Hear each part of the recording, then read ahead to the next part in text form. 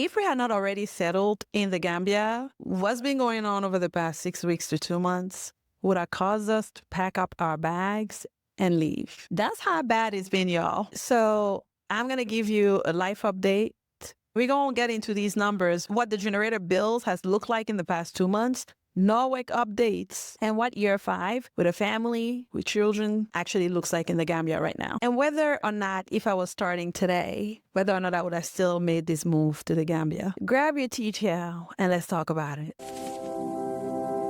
So I traveled. Okay, let me catch you up. So in mid-May, your girl went to the UK. I had a speaking engagement. I was invited to speak at the Clarity Retreat in the UK, in Essex. And that was incredible.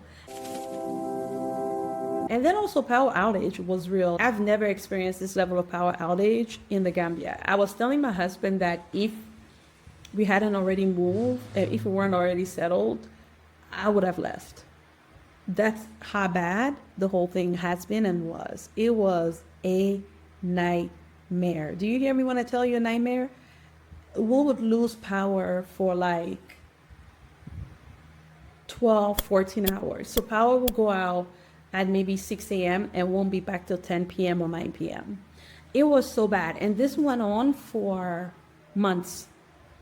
Okay, it started apparently as soon as I left for the UK. And by the time I came back, all of June, it just got better. It was bad. And yes, we had a generator that we could use, but the cost, y'all, of running the generator. So when I need to do an updated cost breakdown. When I did my video on the cost breakdown, I was saying, you need to set aside some money in case there's power outage. The power outage I was talking about was your power goes off for an hour or two. And back in those days, if I put $1,000 for fuel, that would last us 4, 5, 6 power outage. But because we were running it all day, we would go through 1,000, actually 1,500 dollars a day. So there is no way you're gonna run that. If you multiply that by 30, 1,500 times 30, that's $45,000, which is, let me tell you how much in dollar that is, and why just running a generator is not the answer at all. It's not the solution, and it wasn't at that time. It's about $647. That's what it will run you if you were gonna just run, at least for us, run the generator all day long. And that's not even carrying your AC. So that's why most people couldn't run their generator every single day. It just didn't make sense. We had friends that came over to visit a few weeks ago. One of the things that she and I were talking about when I was apologizing, I was saying, I'm so sorry, there's no power and the power outage and the challenges. And she was saying, folks got to pick their challenge. You know, she said there are challenges everywhere. And I thought it was so refreshing. She said, listen, there are challenges everywhere you are in the world. You just got to pick your challenge. Do you want to deal with the challenge of power outage, or do you want to deal with the challenge of being pulled over by the police? I was like, okay, perspective. She's like, you got to pick your struggle, is basically what she was saying. Like, everybody got to pick their struggle, and nowhere is perfect. It's just a matter of like, where do you want to be? And so I thought, wow, that's quite an interesting thought and perspective. And I'm curious to know what you guys' thoughts are on that as well. Like, why are you wanting to move in the first place? What struggle are you wanting to trade for what struggle? Because like I said, it's not all roses.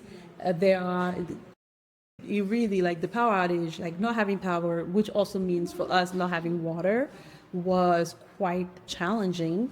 But I love what she said around like, you got to pick your struggle because there's no perfect place. So what we want to do. One of the questions that I received was around figuring out, people wanted to know help. Like I get that question all the time around like, oh, what does it look like in terms of your staff and all the things. So currently I got 3. I used to have 4 staff, but now I have 3. I have one staff who is a chef who makes all the meals, and her food is tea, like she can cook, which I love. I am not a girly who wants to be in the kitchen. I'm just not. So I'm very excited to that I don't have to, and she can make the meals. And my job is to look for recipes and be like, can you make this? Can you make that? I'm on this diet this week, that diet next week.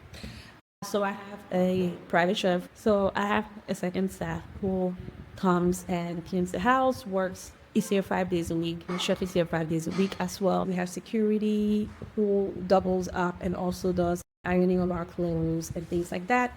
Clothes are hand washed and ironed and put away. So three full-time staff is the setup that we have right now. So I do need to make an updated monthly budget because some things have changed. Now listen, in terms of expenditure when it comes to electricity, that hasn't gone down. I know y'all were getting mad on the video where I posted that we spend, I think we're spending about 5,000 to 7,000 a week that I see. And folks were like, where at? What are you doing? And y'all were mad. I'm like, I don't know why y'all are mad. I'm mad. I'm the one spending. I ain't gonna be mad at something I'm spending. We're still spending about that amount. Yeah, we're still spending about that amount. I don't know what to tell y'all. That's just what that is. I think most of you know I got 3 boys. My oldest graduated from high school, was homeschooled. All 3 are homeschooled. All 3 are homeschooled. The oldest is now in college. The younger 2 are still homeschooled. We are debating whether or not to put them in school. That is a question on the table right now, and we are looking at a few schools. So that will be a change because in the last 5 years, they've fully been homeschooled. But I'm going back and forth now around like, do I want them to make more friends? Because when we moved, they lost a lot of their neighborhood friends. And so I'm like, well, maybe it'll be good. So I'm going back and forth. I haven't decided yet whether they're going to go or not. But so far, we're still homeschooled. Still love it so much. I love it. I personally love it. I've seen a lot of progress for my kids. I just want them to be outside more, outside learning real life skills. So it's not necessarily even school that I feel like I want them to get from it. It's the life skill. It's the crossing the road on your own. It's those things that you learn because you go to school. Because you go to school, you got to know your parents' phone number. Those are the skill set that I feel like, okay, maybe they should. So that's what I'm considering. I am also a strong woman of faith. God is my center. He's my foundation in everything I do. Keeps me sane and going. So there's that. I'm an author. I'm actually, newsflash, coming out with a book in September. Don't tell nobody. So I'm putting the final touches on my 4th book. That will be my 4th book.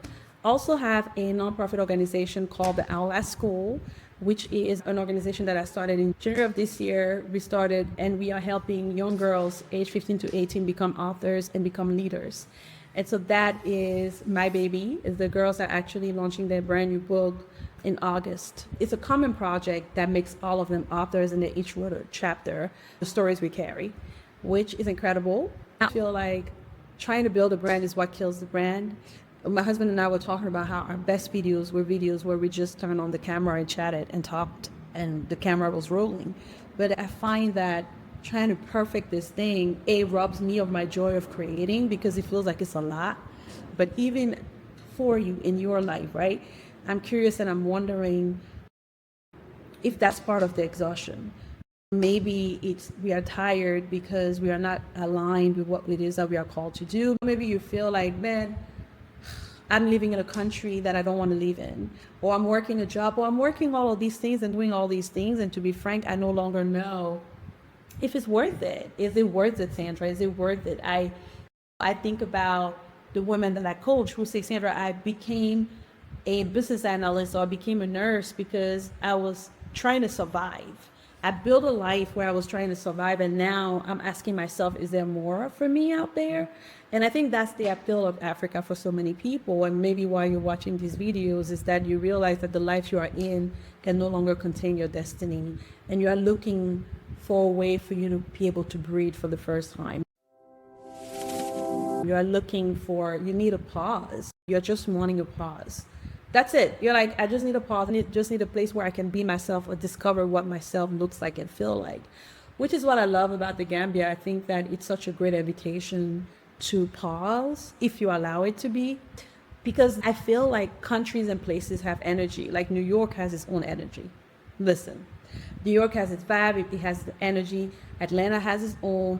I feel like Gambia has its own energy, which is a much more laid back, relaxed space that allows people to pause. Which reminds me, I'm actually putting together a retreat in November here in the Gambia, 6 women that are really asking themselves some real existential questions and saying, Sandra, have I grown playing small? You know, I want to stop hiding in plain sight. I want to figure out how to tap into my power, how to live my life, how to say yes to my dreams, how to be bolder, how to be more authentic.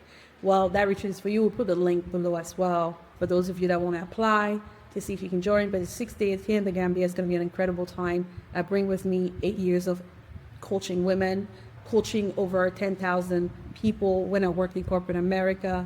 Listen, having done that transition and I moved from Dallas, Texas to the Gambia, I don't have all of it figured out, but I have some stuff figured out that I think might be helpful for the right woman in this season of her life. I wanted to check in with y'all. What else do you guys want to know? Because if I know what you want to know, I'm willing to report as long as it's helping. So let me know, are these videos helpful to you? What do you want to see more of? And I look forward to talking to y'all in the comment section. All right, y'all, have a great day and welcome back your girl. She's back. Bye.